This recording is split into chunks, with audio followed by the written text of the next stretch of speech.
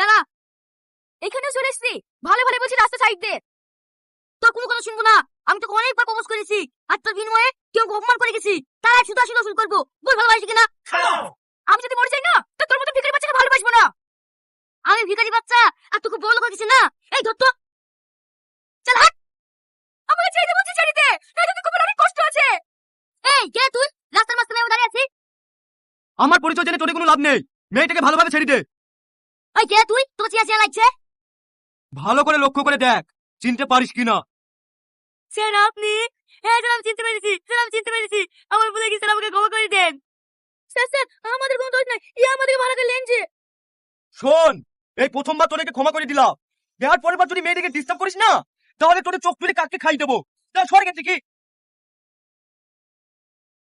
আপনাকে অনেক অনেক ধন্যবাদ। আপনি যদি না থাকতেন না, তাহলে আমাদের কি যে হতো। ধন্যবাদ দেওয়ার কোনো দরকার নাই, এটা আমার কর্তব্য। তোমাদের বাড়ি কোথায় বলো, আমি তোমাদেরকে পৌঁছে দিয়ে আসছি।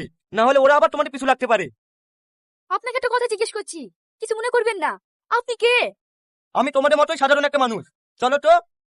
না না স্যার, আমি বাড়ি যাবো না, সামনে ইন্টারভিউ দিতে যাবো। ও আচ্ছা, চলুন তাহলে।